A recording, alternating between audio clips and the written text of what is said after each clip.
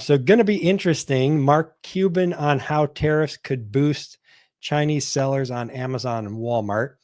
Mark Cuban highlights the unexpected impact of tariffs on e-commerce, suggesting they might benefit Chinese sellers due to their low cost of goods sold, with the de minimis rule allowing goods under $800 to bypass tariffs and inspections, which that's going away. Chinese companies like Shein and Temu maintain their competitive pricing, a significant advantage over US-based sellers. The Biden administration is considering changes to the rules, which could level the playing field for American businesses, but also shift competitive dynamics. As Amazon and Walmart adopt similar strategies, sellers should watch for regulatory updates that could reshape the marketplace. So before I give my thoughts on it, I guess I'll let you guys give me your thoughts on, do you think tariffs are going to help or hurt American sellers versus Chinese sellers or other foreign sellers? I think that either way, just the additional costs that we have to absorb as business owners will get pushed on to the consumer, as they always do. So initially, we all will get hit, but as long as you're recognizing the increase in expense and baking it into your selling price, I mean, you should be able to account for it. And I've seen that just historically. My business every year, 15% margins year after year consistently.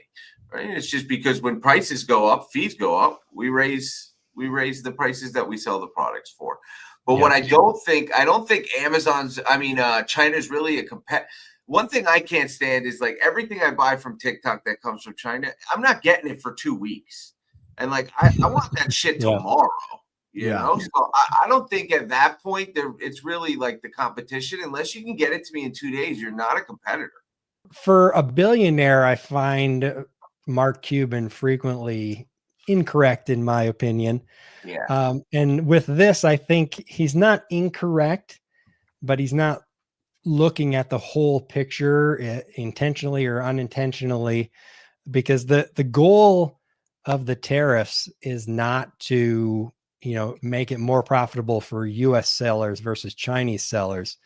It's to make it more profitable to have your products manufactured somewhere else other than China, whether that's India or Vietnam or Mexico, or hopefully even the USA or Canada or whatever. The goal is different than what he's kind of looking at in this statement. Let's take into account that the statement that they take is literally 3 words.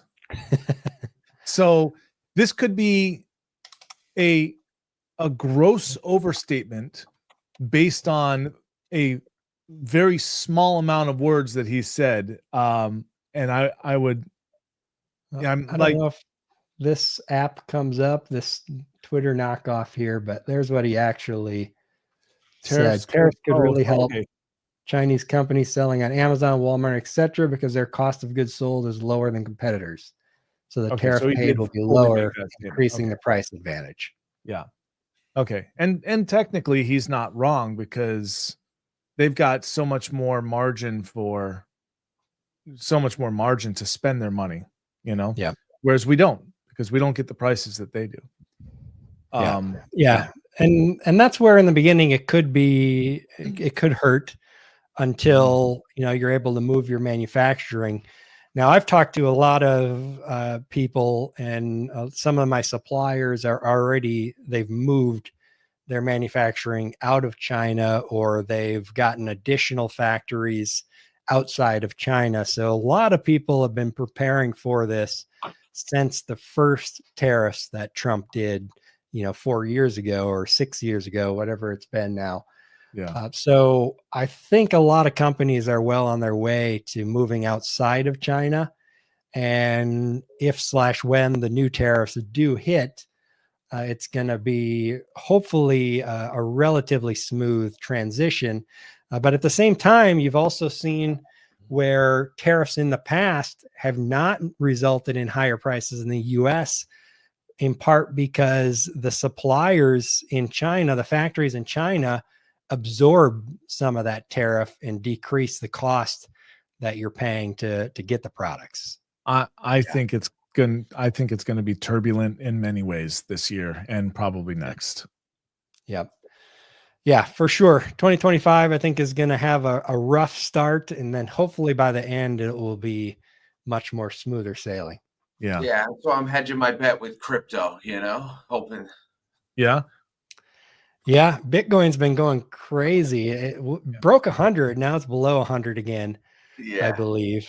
Yeah. It's like, Gold has been trending down as well, so we'll see what that means. Usually gold trends down when the dollar goes up, and people are more confident in the dollar, which, if Trump is able to do everything he's talking about doing, it should really strengthen the dollar. But we'll see. You never know about the unintended consequences and what could happen down the road. Yeah, maybe we'll go back to the gold standard, huh?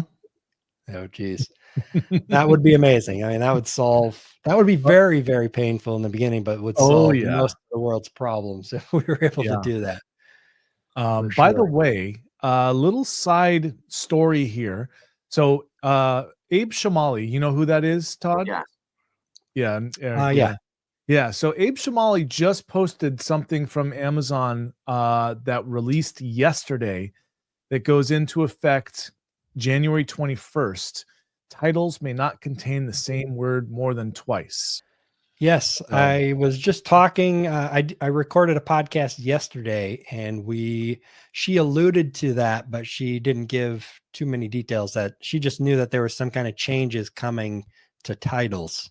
Yeah, there's the link to Abe's post. Maybe you want to throw that into the chat. This is going to be.